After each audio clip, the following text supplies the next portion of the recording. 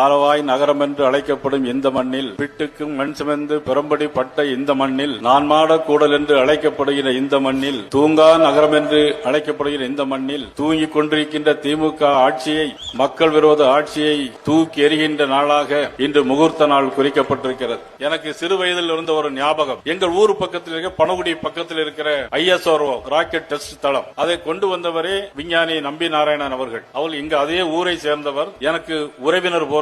அப்பொழுது ஒரு ராக்கெட் டெஸ்டுக்காக என்ன உள்ள கூட்டு போயிருந்தாங்க. உள்ள கூட்டிட்டு போகும்போது நான் சின்ன பையன், ஒரு 25 வயசு இருக்கும். உள்ள கூட்டிட்டு போகும்போது எங்களை எல்லாம் கதவுக்குள்ள போய் க்ளோஸ் பண்ணி டோரை க்ளோஸ் பண்ணிட்டாங்க. அப்ப அந்த டிஜிட்டல்ல நம்பர் ஓடிக்கிட்டே இருந்துச்சு. டிஜிட்டல்ல நம்பர் ஓடிக்கிட்டே இருந்துச்சுன்னா நம்பர் 100 இருக்கும். அதுக்கப்புறம் 99, 98, 97, அப்புறம் 10, 9, 8, 7, 6, 5, 4, 3, 2, 1 சைவர் வரும்போது அங்க பிளாஸ்ட் ஆகி அந்த அப்படியே டிவில அப்படியே காட்டினாங்க. எனக்கு இன்னைக்கு காலையில அப்படியே அந்த பிளாஷ்பேக் தான் ஞாபகம் வந்துச்சு. இன்னைக்கு திமுகவுக்கு இன்னும் எத்தனை நாள் இருக்கு அப்படின்னு காலைல பார்த்தேன்.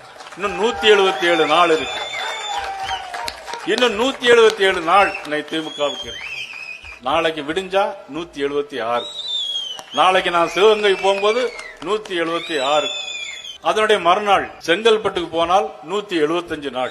ஆக இந்த நாட்கள் குறைந்து வந்தே கொண்டிருக்கிறது. இன்றைக்கு வளர்ச்சியடைந்த தமிழகம் சொல்லுகிறார் நமது முதலமைச்சர் அவர்கள். ஆமாம், அவர் சொன்னது உண்மைதான். 4 ஆண்டுகளில் பெண்களுக்கு எதிரான வன்முறைகள் 60% வளர்ச்சி அடைந்திருக்கிறது. தமிழகம் வளர்ச்சி அடைந்திருக்கிறது. குழந்தைகளுக்கு எதிரான குற்றங்கள் 15% வளர்ச்சி அடைந்திருக்கிறது. போக்சோ குற்றங்கள் 52% இன்றைக்கு வளர்ச்சி அடைந்திருக்கிறது. பால் விலை உயர்வு, இன்னைக்கு பால் விலையை விட தண்ணி விலை உயர்வு அதிகமா இருக்கு. பால் விலை உயர்வு, கரண்ட் பில் உயர்வு. கரண்ட் EPS அவர்கள் 2 மாசம் வச்சிருக்காங்க.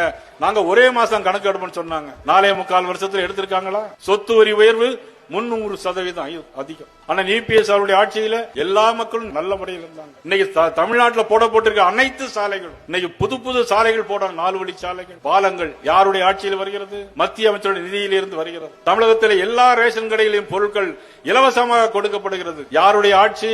யார் கொடுக்கிறார்கள்? மாண்புமிகு நரேந்திர மோடி அவர்கள் பெற்று தந்தது அண்ணன் EPS அவர்கள். தொடர்ந்து இன்னும் வழங்கிக் கொண்டிருக்கிறார்கள். மறுக்க முடியுமா? போதை பழக்கம் அதிகமாக இருக்கிறது. கள்ளச்சாராயம் அதிகமாக இருக்கிறது. கள்ளச்சாராய சாவு கள்ளக்குறிச்சியிலே 65, கரூரிலே சாவு 41. கள்ளக்குறிச்சிக்கு போகாத கால்கள், கள்ளக்குறிச்சிக்கு போகாத முதலமைச்சருடைய கால்கள் கரூருக்கு ஏன் போனது என்று சொன்னால் அங்கேதான் விஷயமே இருக்கு. நாங்கள் சொல்லவில்லை, எல்லோரும் சொல்லுகிறார்கள். செந்தில் பாலாஜி ஏற்பாடுல தான் எல்லாமே நடந்ததாக நான் சொல்லல, எல்லாரும் சொல்றாங்க. அண்ணன் EPS அவர்கள் முன்னுரை எழுதியிருக்கிறார்கள். நயினார் நாகேந்திரன் திமுக ஆட்சிக்கு முடிவுரை எழுதுவேன்.